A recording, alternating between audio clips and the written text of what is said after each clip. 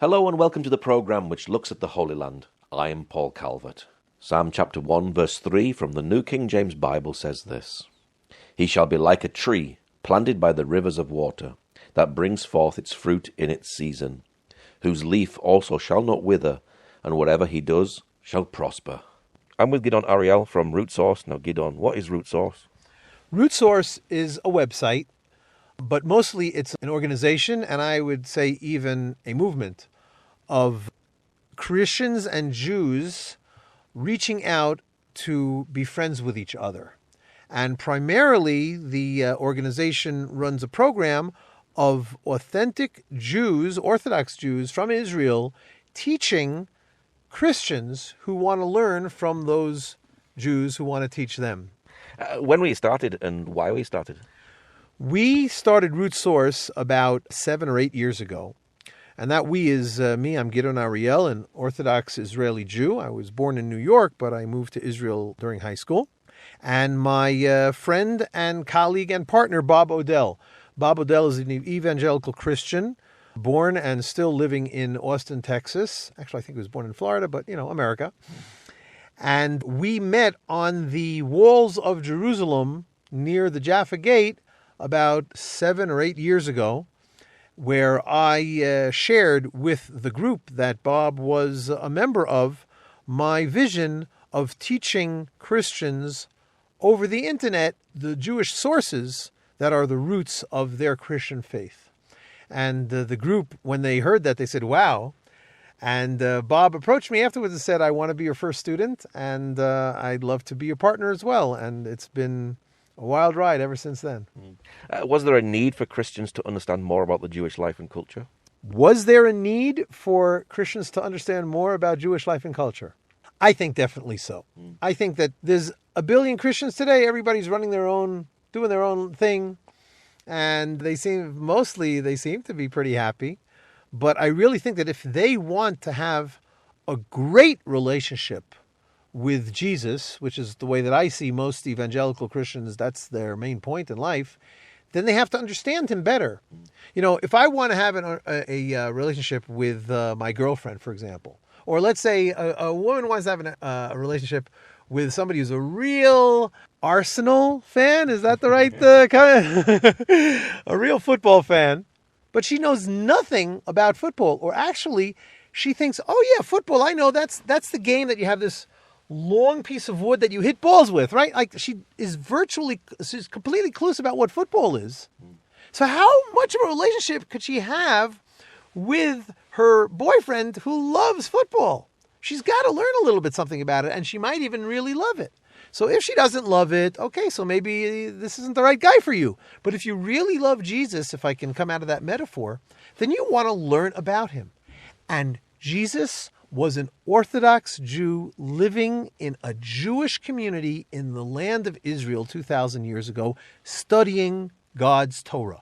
That is who Jesus was. He was other things also, but in his lifetime, that's who he was. And so if you really want to understand him, then you should try to find a way to learn that same Torah from the same kind of teachers that Jesus learned from. And then you will be on the same page as Jesus. Do you think this is something that is lacking in the church today? I've visited, when you say the church, I don't think you mean the brick and mortar churches, especially now during COVID, the Zoom churches. But I think it is definitely lacking because I'm the first and one of the few organizations of authentic Jews teaching Christians on a basis of respect and love these things. And there are I have very few students. I only have a few thousand students. So if I have only a few thousand and there's a billion, then yes, I guess it's lacking. But hopefully there are going to be more Jewish organizations and Jewish individuals that are going to get this and are going to realize that this is a mandate that we Jews have to do. And hopefully there will be many, many more opportunities for these Christians to find us and to establish those relationships with us and to study God's Torah from us. Now, it's something very special because up until now, most Jews didn't imagine that we could even religiously engage at all with Christians. And then to teach the Torah to Christians, it just doesn't compute. And many Christians didn't have that in their experience and their traditions either. But little by little it's happening, and you know the way it works. Little by little, more and more, snowball effect, and God only knows when it'll reach a critical mass, and it'll be the thing that everybody does. Do Christians connect with you from all around the world? Of course, this is the age of the internet. And as a matter of fact, that's the reason why I had to change my model. My initial plan was that I would have live one-on-ones. No, one-on-ones is not, no, I would have live classes. And I would attend 20, 30 people or something like that in a class.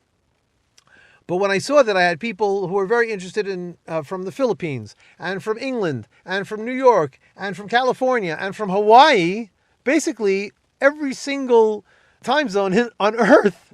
So I had no choice but to record these lessons. And so that changed. But thank God we have over 1,000 lessons. And it's not just me. I have about a dozen faculty members, about 1,000 lessons recorded. And like I said, tens of thousands of people have heard some of Root Source's wisdom. What sorts of teachings do you teach, and who do you have teaching? Right now, we have about a dozen teachers, as I said. Most of them are Orthodox rabbis. We have 2 or 3 women teachers as well. We have, let's say, put it this way, I don't ask to see these rabbis' ordination certificates, so I don't know who's really a rabbi and who's not, but it really doesn't matter. Personally, myself, I'm not an ordained rabbi. But rabbi also means teacher. And so anybody who is teaching things that somebody is interested in learning, that's good enough for me. What we already have, some of the courses that are being taught are Women in the Bible, the weekly portion, the Jewish image of God, Jewish history, in introductory Hebrew, the land of Israel, the temple. These are some of the topics that some of my teachers, I tell my teachers, teach what you're interested in teaching. And we'll find somebody who's interested in hearing it from you. My vision is that Root Source will be the YouTube of Jews who want to teach Christians, who want to watch those videos that they are teaching them. And is there a growing hunger amongst Christians to understand the Jewish faith? From what the many of the Christians who reach out to me, who respond to me, I mean, I've got, like I said, thousands of people who are on our newsletter. I don't know, handfuls, hundreds of them, not more than that, respond and reach out to me. And a handful say, oh, Gidon, tell me the answer to this, and I have a question for you. And we've become very good friends. But frequently people say when they first find out about Root Source and subscribe to our newsletter, they reach out to me and say, wow, this is exactly what I've been looking for years. And I really believe that God is putting it into their hearts. Now, it's not just out of nowhere that God is putting into his hearts. Israel is in the news. I do believe that, I remember seeing that the Man of the Year or the Phenomenon of the Decade or something like that on Life magazine or Time magazine a couple of decades ago was the Jewishness of Jesus. Now, I'm sure that a majority of Christians today still say, if they are asked, was Jesus a Jew or a Christian, they would laugh and say, what kind of a silly question is that? Was he a Buddhist? Was he a Muslim? Of course he was a Christian. But more and more people are realizing that, no, of course he wasn't a Christian. He was a Jew. Jesus, was the reason for Christianity to be established. And you can start talking about anachronisms of how he was foreshadowed in the Old Testament. But the fact is, the man who walked the streets, a man who walked this earth almost 2,000 years ago, who, if he was in first grade, he went to a yeshiva. He was in first grade with a bunch of other Jews. He had a bar mitzvah. He observed Sabbath. He observed Hanukkah. All of these things are written in the New Testament. It's impossible to think anything else. And I think that Christians who study the Bible put 2 and 2 together, put 1 and 1 together, the First Testament and the Second Testament, and say, Jesus was a Jew. I want to learn more about him. I want to learn more about that. And then hopefully they find Root Source. Are Jews beginning to wake up to an understanding and relationship with Christians? Relatively, in other words, percentage-wise, perhaps faster than Christians. In other words, if there's 1 billion Christians and let's say 1,000 Christians a day find out about this, then the one Jew a day that finds out about this maybe is more than those 1,000 Christians. I'm not sure.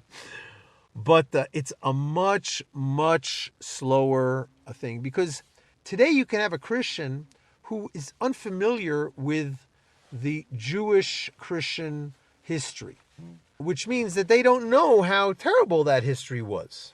But there are very few Jews, especially strongly identified Jews, who aren't familiar with that history.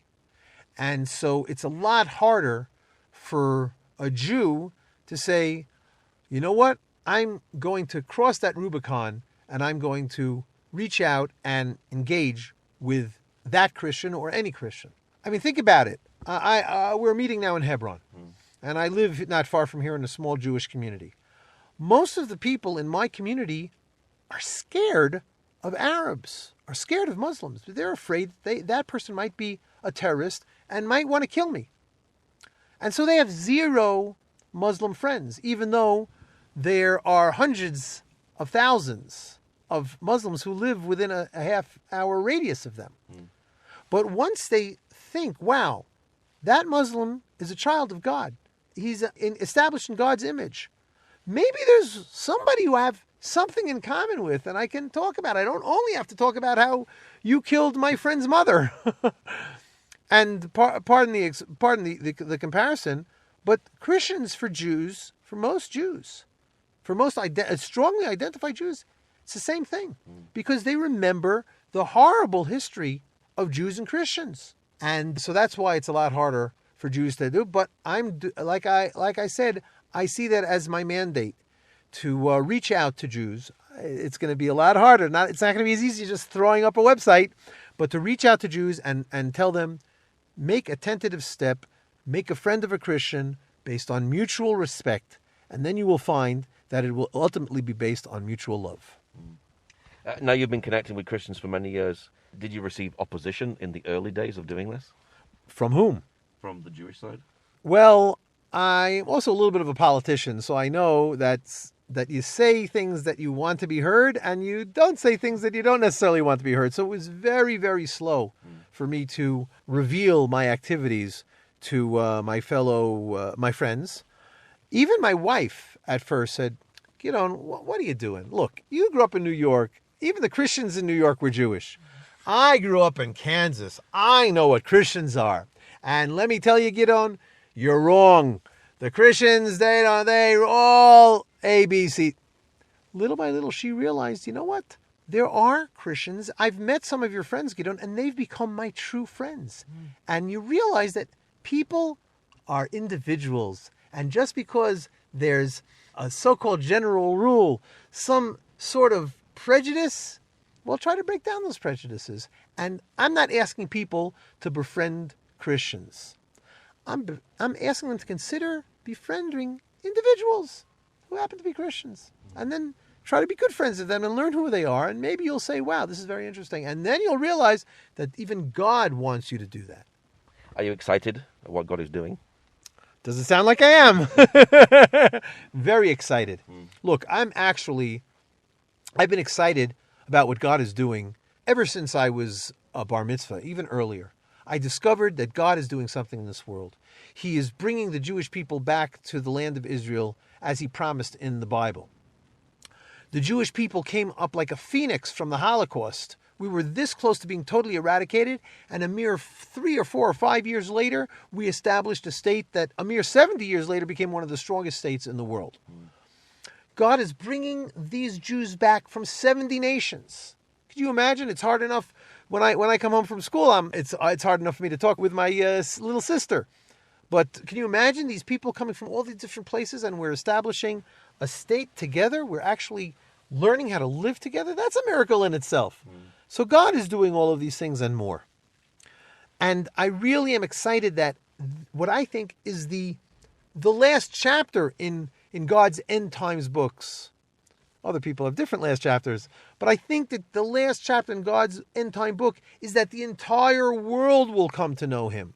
Not just the Jewish people. Again, the Jewish people are understandably a very Judaism and Jewishness-centric people.